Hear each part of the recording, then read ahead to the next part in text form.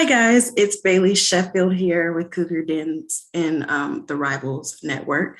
Also, Belle's the Sports Gal podcast. I'm here with Demarcus Ayers, a former superstar receiver at the University of Houston, um, who's now a coach himself for the University of New Mexico. So, how are you today, Demarcus? I'm doing fine, Bailey. How about yourself? Doing pretty good. So let's get right into it. So you went from playing for Houston as a receiver to going to the NFL and then eventually coaching for a major university. So right now, can we just talk about how your time was in the NFL? Uh, it was it was amazing actually.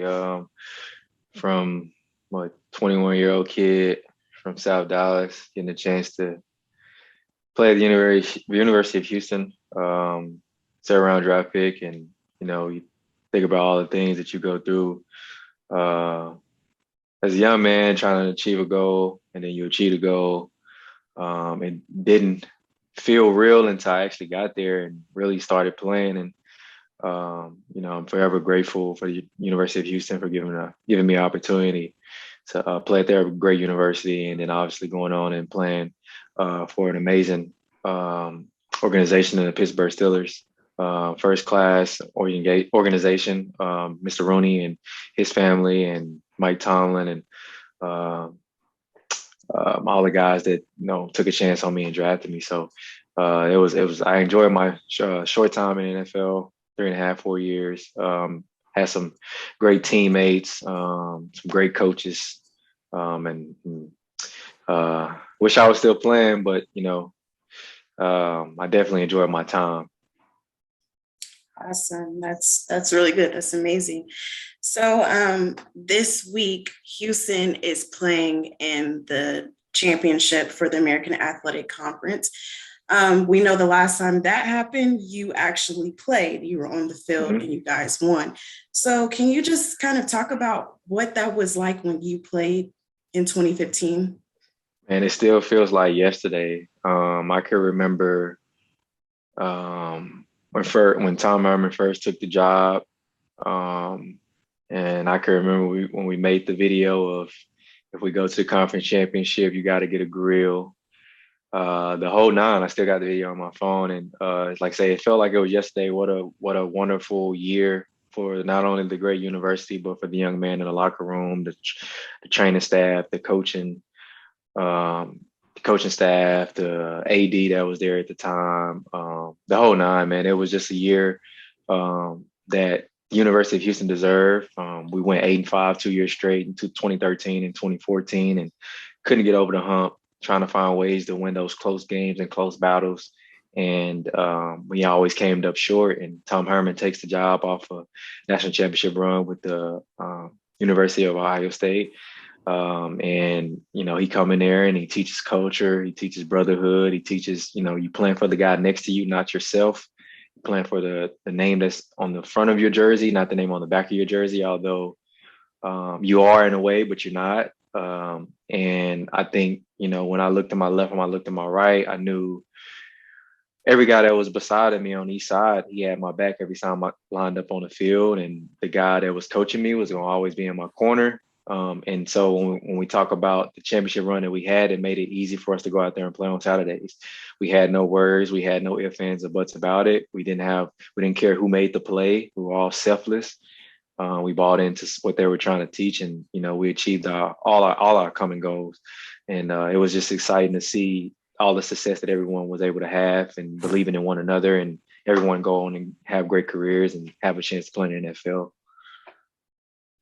Sounds good. That's amazing. So with this team that Houston currently has, do you see any similarities that you guys had that they have? Yeah, in terms of the way they're playing defense is at a very high level. They look like they're having fun again. They look like the third ward Cougs. Um, the fan support haven't been as great as it was the year that we had our run. Definitely. When I turn on the TV, I'm so used to seeing sold out stadiums, this Mhm. rocking, and I can remember playing in the game and going home the next day or that night and watching the game, not watching it on the film on my iPad or my computer, actually like watching the game just to see the crowd reaction and see, wow, like we really did this in 2 years. And Mhm. like we went from 2013 playing at Reliance Stadium to not probably only having like 10 to 15,000 people in the stands to the first game of at TDC ECU Stadium sold out. We lose to UTSA. No one else wanted to show back up at the games anymore. To walking out that tunnel against game one against Tennessee Tech, and it's filled up. From there and into the end of the season, I can remember that moment we played against Memphis. We're down 20-0. Greg Ward gets hurt in the middle of the game, and it's a sold out crowd on national television. We're playing against the number one pick in the draft, Paxton Lynch. And so, Mhm. like, you know, I do see some of the similarities in terms of the excitement around the program. The fans on Twitter, it's been exciting to see. And it's your alma mater. Like you want to see them do well, regardless if you're there or not. And it's always good when the Cougs are winning. Right. And while you were playing for the team, you were like one of the main receivers. Like it Mhm. was always Demarcus Ayers, Demarcus Ayers. Do you see any players on the team that you think are pretty good at their position as a receiver? Is there anyone that Mhm. catches your eye? I like Tank Dell a lot. He Yeah. probably that's my guy. It like uh and I didn't know much about Tank when he first got there. His role wasn't as big as now, but his role there now, his come up reminded me of my come up, right? Freshman year, his first year, because he came from Alabama State, from Alabama A&M, I'm sorry. His first year, he had Marquez, who had a big season. So my first year, I had Deontay Greenberry coming Mm-hmm. off a spectacular season. And then last year, he still had Marquez, but not as big. His impact on the team, Tank Dell, I'm talking about, kind of increased. His role on the team kind of increased. And then now this year, his third year at Houston, or is his second year? Sorry, I'm getting my years I think it's confused, his but second year.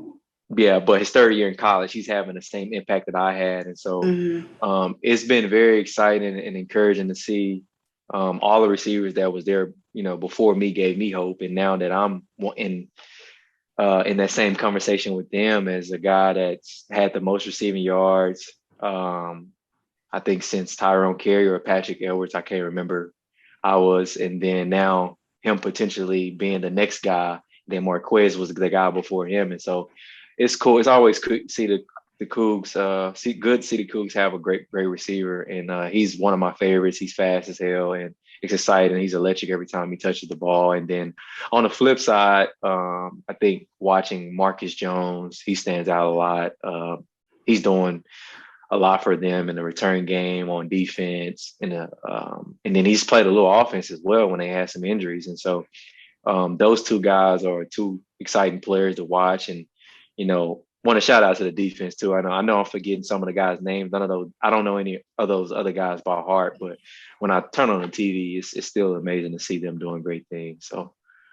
Right. And lastly, I'm going to bring it solely back to you. Mhm. So, how is coaching going? How is that?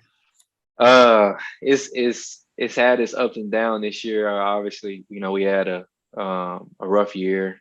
Um, we went 3-8, 3-9. Found a way to win a few games. And we probably should have won two more games than what we won. But that's going to come with some culture change and getting used to the players that we have. Keep getting better at learning how to coach certain guys and putting guys in different spots and recruiting a little bit better players, the whole nine. And so to answer your question, frustrating in the win-loss column, but for me, it was a very great year in terms of me growing and developing every single day. And I say that because it was a different challenge presented to me every day, whether that was being in a new city in Albuquerque, learning how to coach young men that are not from the state of Texas. I've never had to do that. So learning how to work with guys who have been doing in this business for 20 plus years, learning the playbook that I used to run in college at Houston all over again. And so I do enjoy the everyday grind, helping young men develop into men. I enjoy recruiting. It's probably one of my favorite parts about this process and being a coach is recruiting and you just got done recruiting like an hour ago, right? Yeah. So and building these relationships with the parents, the players, getting to meet new people and learn new things about different people. And it's always encouraging when you have people who come from similar backgrounds as you can relate to them in terms of the kids and some of the coaches as well.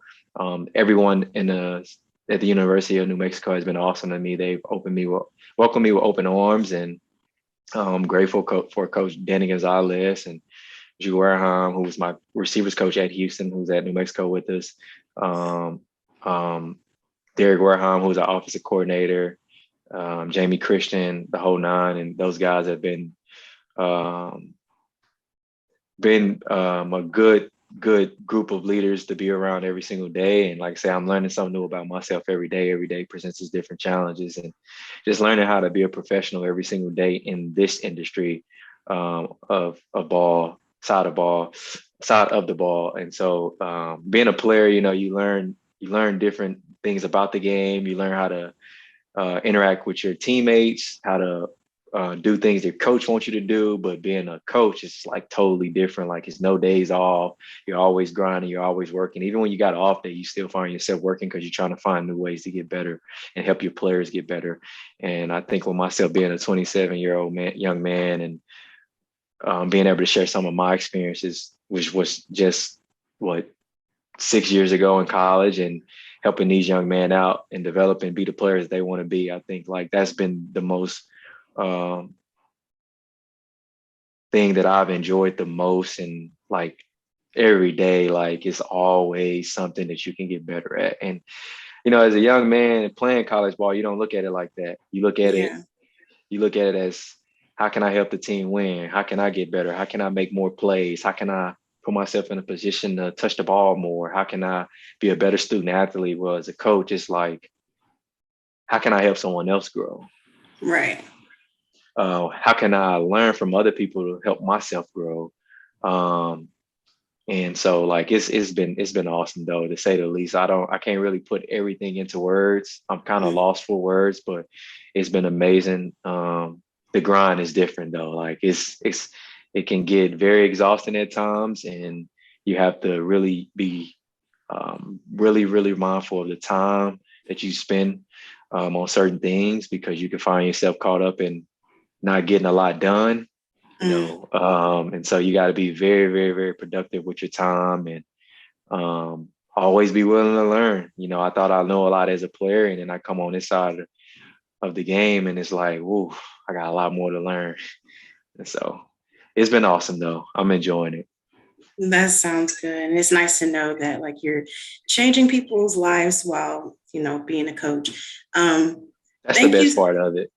That's the best part of it. That if I can make someone happy every single day or change someone's life every single day, whether I'm offering them, whether I'm giving them some free game about the game, or helping them make young man decisions, that's the best part about this job. It don't get no better than that.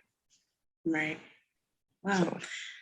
Well, that's all I have for you today. Thank you so much for your time and taking the time to address the fans and just, taking me down memory lane. So I wish you well in all your endeavors and best of luck. I appreciate you. I got this Lobo gear on, but it still go Cougs. I hope you guys kill it this weekend. Good luck to y'all.